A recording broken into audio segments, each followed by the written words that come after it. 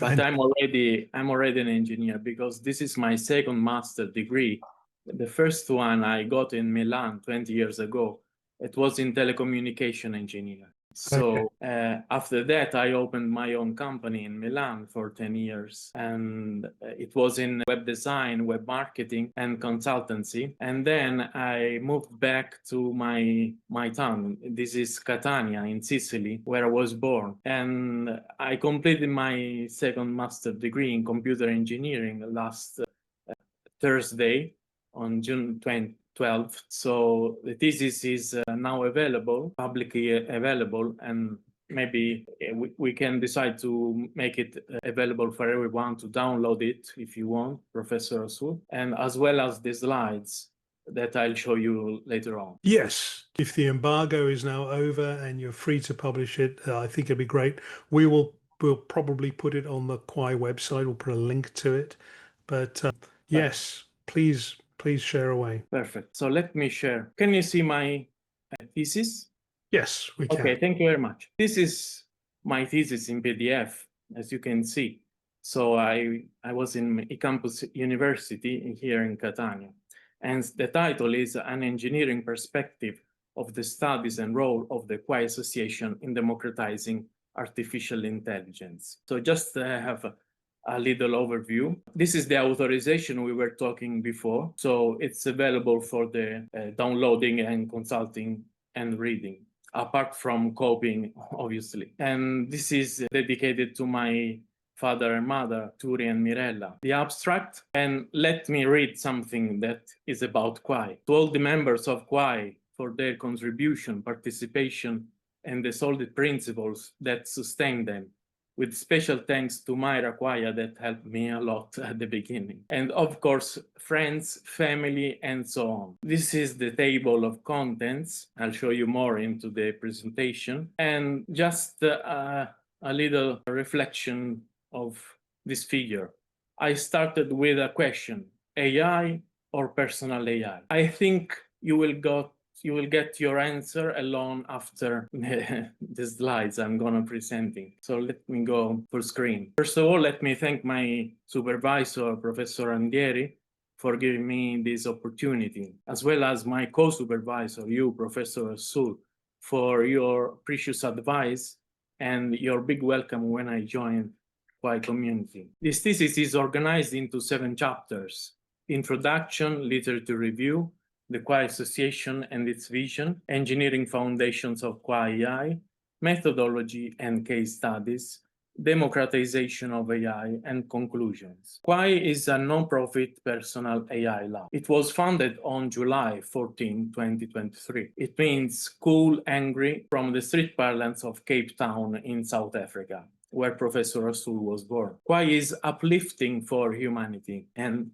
with 900 and more volunteers all over the world, and 99 weekly public meetings held so far. There are 4 basic pillars: democratization of AI, building a personal AI with an open source approach, and of course, an ethical and sustainable AI, being careful to bias and discrimination, transparency, privacy, and economic impact. The key figures, apart from the recent news, are Riza Rasul, Chair and CEO, Afshin Behti, President, and Doxer, Chief Innovation Officer. And then the new board members from elected 6 months ago, with on the bottom right, our Professor Andieri, who is the director of the EMEA chapter. EMEA stands for Europe, Middle East, and Africa.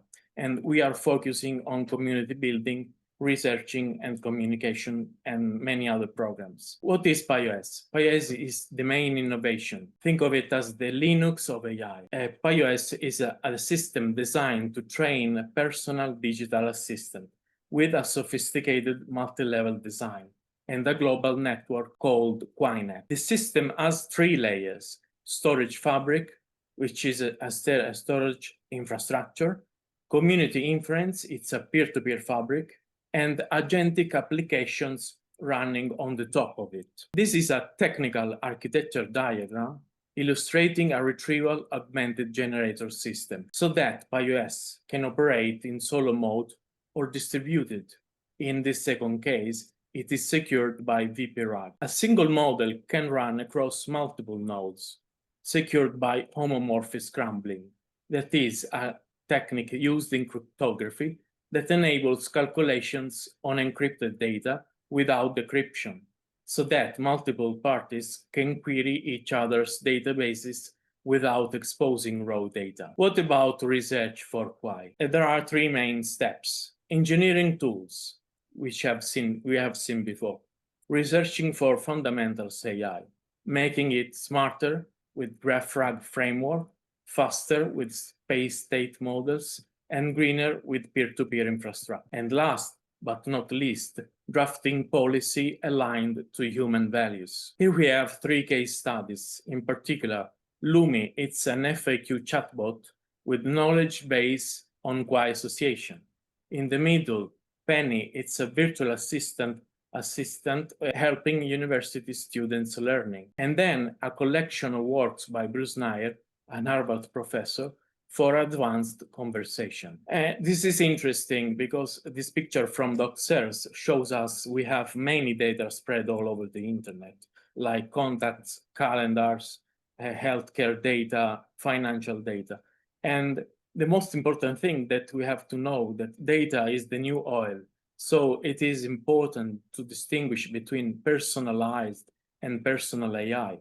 In fact, in the current vision, data is controlled by companies, fragmented across multiple apps, with a limited user control. Instead, in Kwai's vision, user owns and controls all data, with an integrated experience and determining what to share or not and how to share it. So the next step is passing from a virtual assistant to a digital twin. That is a complete digital personal assistant that interacts with the world. But as engineers, we have to focus sometimes, and maybe more, on the disadvantages. So in my studies, I found some limitations that are time limits, technical challenges, global expansion, and economic sustainability. That's why I gave my personal recommendation for the future, like academic expansion. In fact, eCampus University would join us and help us improving it.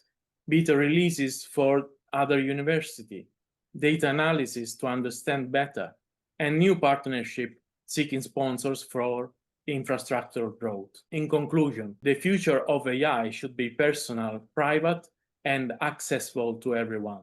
And I think Kwaai shows us this future is possible. So thank you for your attention. Wow.